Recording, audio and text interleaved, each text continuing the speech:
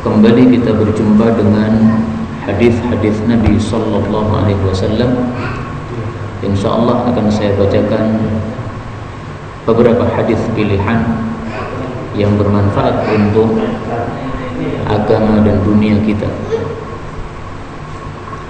Adapun hadis yang pertama adalah hadis tentang fadilah wudu yang mungkin sebagian umat Islam tidak mengetahuinya, yaitu sabda Nabi sallallahu alaihi wasallam bahwasanya al-wudu'u atau at-tuhuru syatrul iman. Berwudu atau bersuci adalah separuh dari iman. Ini fadilah wudu. Kenapa wudu dikatakan sebagai separuh dari iman? Karena iman itu adalah pembersih hati kita, sehingga rohani kita sudah bersih dengan sebab iman. Sementara berwudu itu adalah pembersih untuk jasmani kita, karena kita membasuh muka, membasuh tangan, membasuh kaki. Nah, maka ini berarti jasmani dan rohaninya dibersihkan. Rohaninya dibersihkan dengan iman dan jasmaninya dibersihkan dengan wudu. Adapun orang-orang kafir, karena mereka tidak punya iman, maka jasmani dan rohani mereka kotor semuanya. Tentang kekotoran rohani orang kafir, Allah menyebutkan dalam surat At-Taubah ayat 28.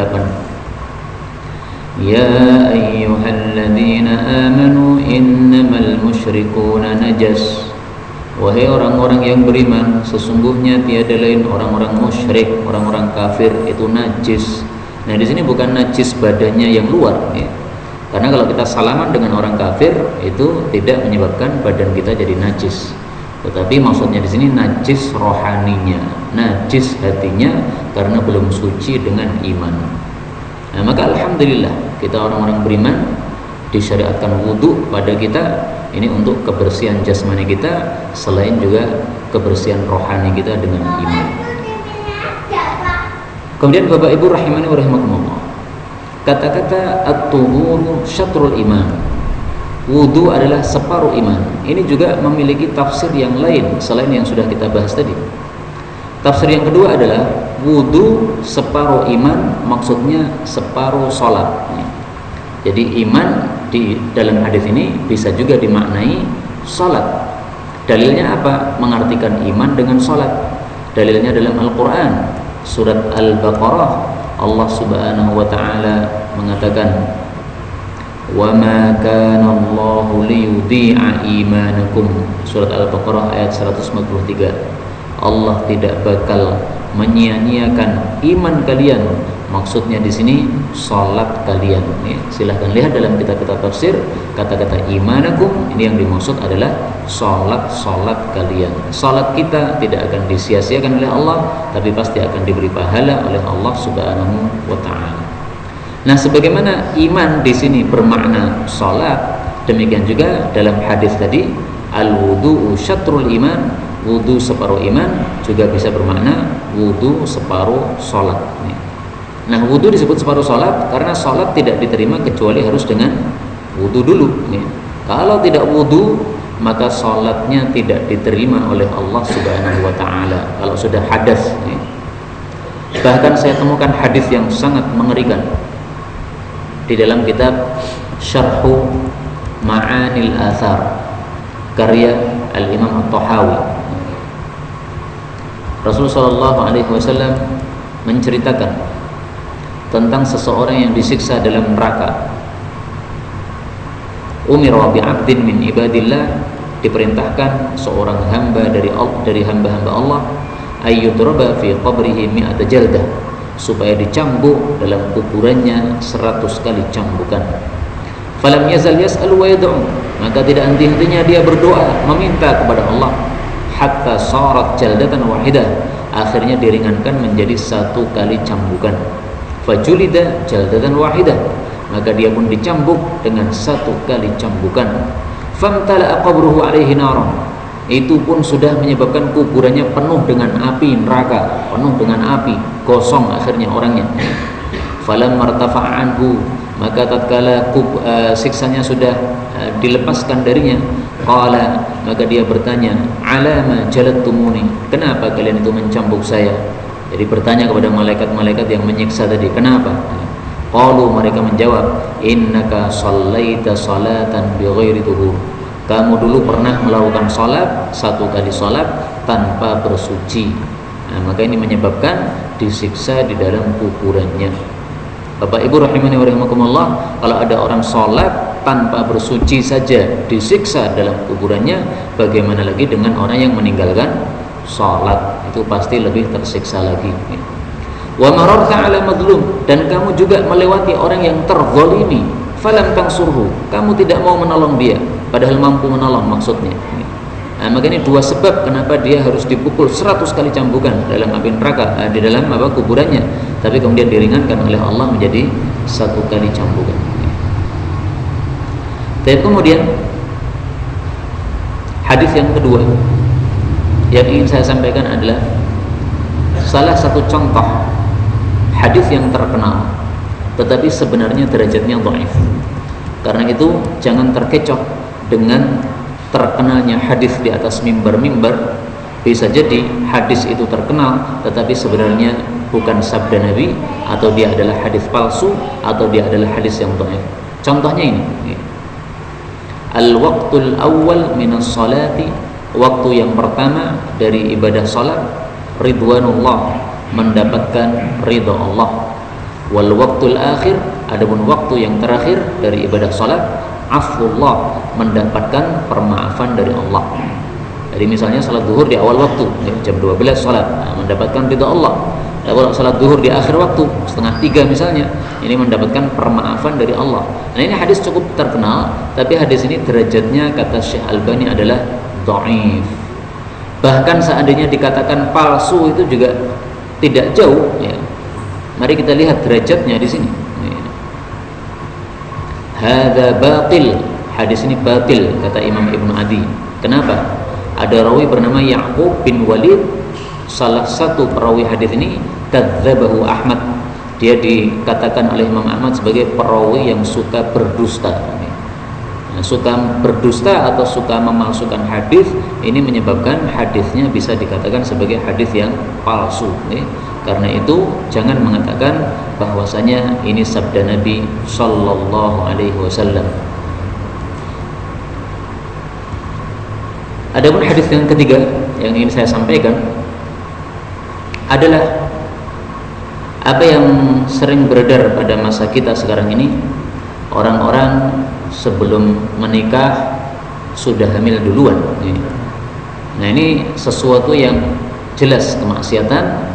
Tapi yang kita bahas di sini adalah masalah hukum anak yang muncul dari hubungan tersebut.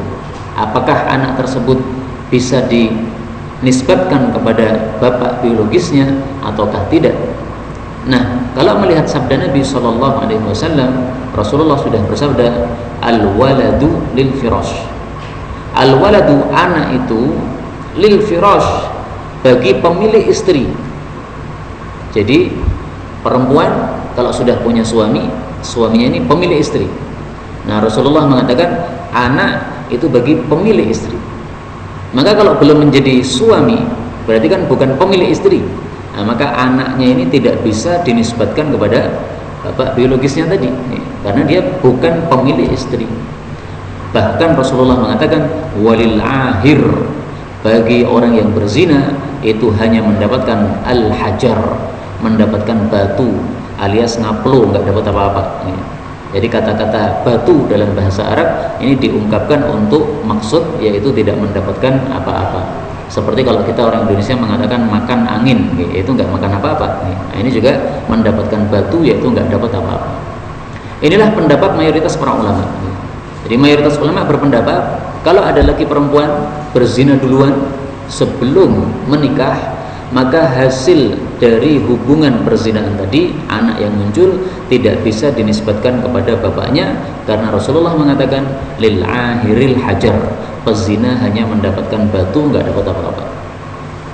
Tetapi saya harus jujur bahwasanya masalah ini memang masalah yang diperselisihkan oleh para ulama. Ada 3 pendapat. Pendapat yang pertama mengatakan tidak bisa dinisbatkan kepada bapaknya secara mutlak, dan itu pendapat mayoritas para ulama. Pendapat kedua bisa dinisbatkan kepada bapaknya secara mutlak. Pendapat yang ketiga ini yang tengah-tengah, yaitu bisa dinisbatkan kepada bapak biologisnya dengan syarat si laki-laki tadi kemudian menikahi wanita tersebut dengan pernikahan yang sah, akad nikah yang sah. Kemudian setelah itu dia istilhaq. Istilhaq itu mengakui anaknya dengan ucapannya dia mengatakan ini adalah anak saya. Nah, kalau sudah ada istilhaq seperti itu, ada ungkapan dari mulut dia mengatakan ini anak saya, maka diperbolehkan untuk dinisbatkan kepada bapaknya. Dan pendapat ini cukup bagus, tetapi hendaklah orang yang ingin melakukannya kita yakinkan dulu dia harus tobat dari perbuatannya tersebut. Kalau dia sudah tobat dari perbuatannya, nah kemudian kita nikahkan, kemudian kita nisbatkan anaknya kepada bapaknya untuk menutupi aibnya, insya Allah nggak masalah. Ini salah satu pendapat dari Sayyidina Umar bin Khattab ataupun yang lainnya dari kalangan sahabat Nabi Sallallahu Alaihi Wasallam. Baik, adapun hadis yang berikutnya yang ingin saya sampaikan, hadis yang menunjukkan bahwasanya amalan anak kita akan mengalirkan pahala kepada kita. Dan masalah ini dalilnya sangat jelas, baik dari Al-Quran maupun dari hadis Nabi Sallallahu Alaihi Wasallam. Adapun dari Al-Quran, Allah Subhanahu Wa Taala mengatakan, wa allaysa lil insani illa ma sa'a. Surat An-Najm ayat 39. Wa dan bahwasanya laisa lil insan, manusia tidak mendapatkan illa ma sa'a, kecuali hasil usahanya sendiri. Jadi dia tidak mendapatkan pahala dari amal orang lain, dia hanya mendapatkan pahala dari amal yang dia usahakan sendiri. Nah, anak itu ternyata termasuk dari usaha manusia. Dengan dalil sabda Nabi SAW, al-walad, anak itu adalah min kasbil walid, dari usahanya si bapak. Hadis riwayat Tabarani sahih. Karena itu kalau kita punya anak yang saleh, berbuat amal saleh, karena kita mendidiknya dengan saleh, maka selama dia beramal saleh itu pahala mengalir kepada kita, karena itu termasuk usaha kita. Bapak Ibu rahimani wa rahimakumullah, masalah ini hanya khusus untuk pahala saja. Adapun dosa tidak mengalirkan kepada orang tuanya, karena Allah Subhanahu wa taala sudah menyebutkan dalam Al-Qur'an, wa alla taziru waziratun wizra ukhra. Surat An-Najm ayat 38, bahwasanya seorang pelaku dosa tidak menanggung wizra ukhra, dosanya orang lain. Jadi kalau anak berbuat dosa, ini orang tuanya tidak menanggung, kecuali kalau orang tuanya meridhoi, nah itu baru menanggung. Jadi misalnya bapaknya mengetahui anaknya melakukan kemaksiatan, diam saja, meridhoi, nah itu baru menanggung, yaitu nanggung dari dosa diamnya tadi.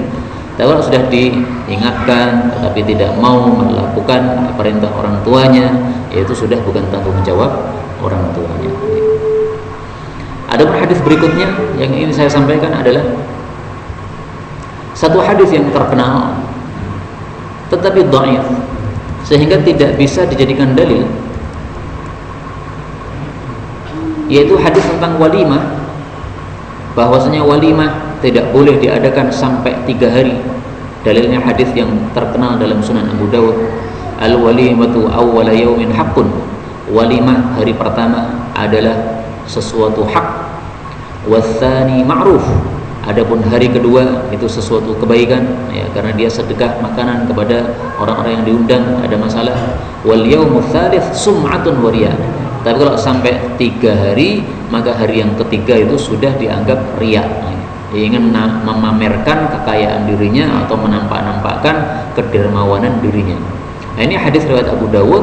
Hadis ini derajatnya dhaif. Karena itu hadis ini tidak bisa dijadikan dalil, sehingga tidak boleh kita mengatakan kepada orang yang mengadakan walimah sampai 7 hari misalnya, kamu itu melakukan riya, nggak bisa. Ini kembali kepada niat, Pak. Kalau niatnya adalah riya, maka meskipun 2 hari itu sudah termasuk jelek dan tercela, dosa, tidak ada pahalanya. Tapi meskipun walimahnya sampai sebulan, tapi tidak ada riya sama sekali, hatinya memang ikhlas karena Allah, memang dia itu turah duit, nah, sehingga dia pengen setiap hari itu nyembelih kambing 1, besoknya nyembelih kambing lagi 1, ngundang secukupnya. Siapa satu kambing ini cukup berapa orang? Anggaplah cukup untuk 100 orang atau 50 orang, ya sehari itu mengundang 50 orang, besoknya lagi ngundang 50 orang lagi, sembelih lagi sampai 1 bulan lamanya. Jadi menyembelih 30 kambing. Kalau memang itu karena dia pengen sedekah, nggak ada masalah. Dalilnya apa?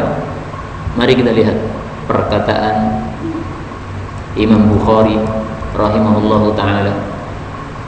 Imam Bukhari mengatakan, babu haqqi ijabatil walimah, bab hak untuk mendatangi walimah, kewajiban untuk mendatangi undangan walimah. Wa man aulama sab'ata ayyamin, meskipun orangnya walimahnya sampai 7 hari, wa nahwahu, atau sekitar itu. Jadi meskipun sudah melewati 3 hari, melewati hari ketiga, tetap itu wajib didatangi undangannya apabila memang kita ketahui dia tidak riya di dalam walimahnya tersebut. Imam Bukhari kemudian mengatakan, walam yuwaqqitin nabiyyu, Nabi SAW tidak pernah menetapkan waktu walimah yauman wala yaumain, 1 hari atau 2 hari.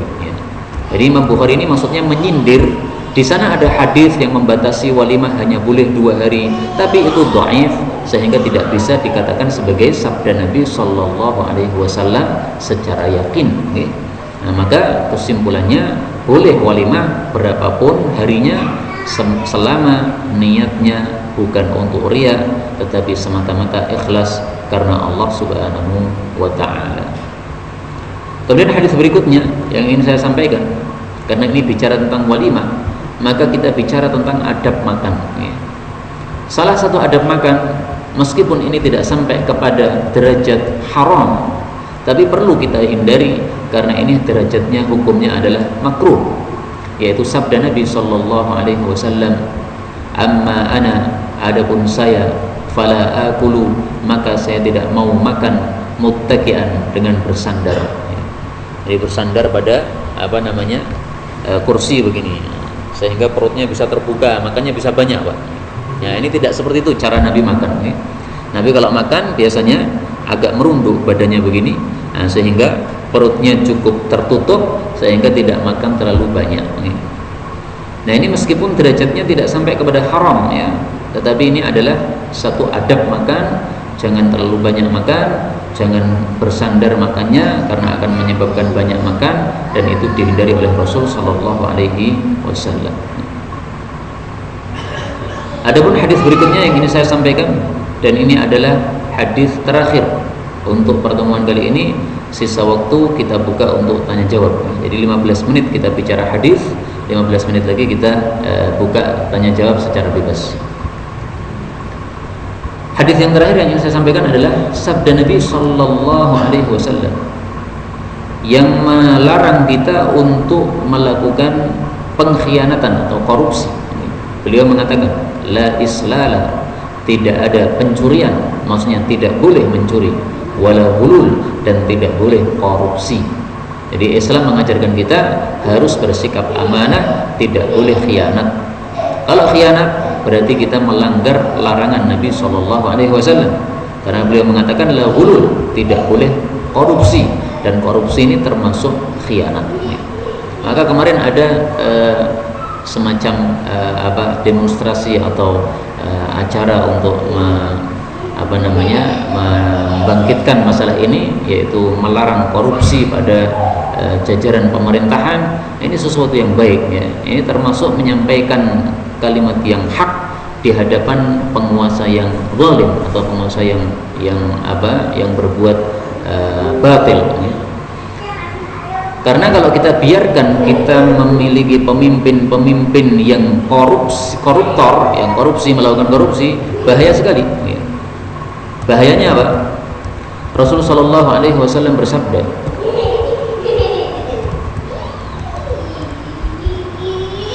la imana, tidak ada iman lagi, liman la amanatalah, bagi orang yang tidak punya sikap amanah, wala dina, dan tidak ada agama lagi, liman la ahdalah, bagi orang yang tidak menjaga janjinya.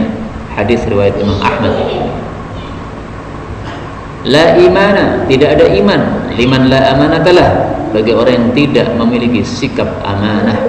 Wala salata liman la tuhuralah, tidak sah salatnya orang yang tidak bersuci. Wala dina liman la salatalah, dan tidak ada agama bagi orang yang tidak melakukan salat. Ini maknanya sahih. Hadis-hadis ini yang saya bacakan maknanya sahih. Nah, maka kalau kita biarkan pemimpin-pemimpin kita korupsi, itu berarti kita membiarkan atau merelakan diri kita dipimpin oleh orang-orang yang tidak punya agama. Apa jadinya kalau kita dipimpin oleh orang-orang yang tidak punya agama?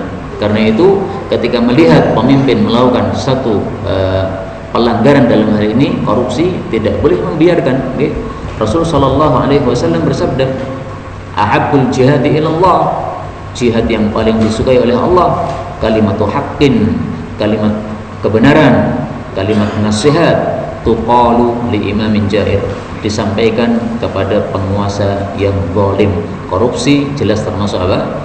Kezaliman. Dan siapa yang menyampaikan kepada imam, kepada pemimpin masalah ini supaya mereka berhenti dari korupsi mereka, ini adalah satu jihad yang paling dicintai oleh Allah Subhanahu wa taala. Tapi harus digarisbawahi, demonstrasi jangan sampai melakukan pengerusakan. Itu berarti bukan memberikan nasihat, tapi itu merusak di atas muka bumi. Demonstrasi menyampaikan aspirasi aja, ya, ngomong aja. Karena memang di negara kita caranya menyampaikan aspirasi ke pemerintah diizinkan dengan cara seperti itu, ya, maka nggak ada masalah. Ya, udah diizinkan. Kalau tidak diizinkan ya jangan. Ya. Tapi di Indonesia memang diizinkan. Ya.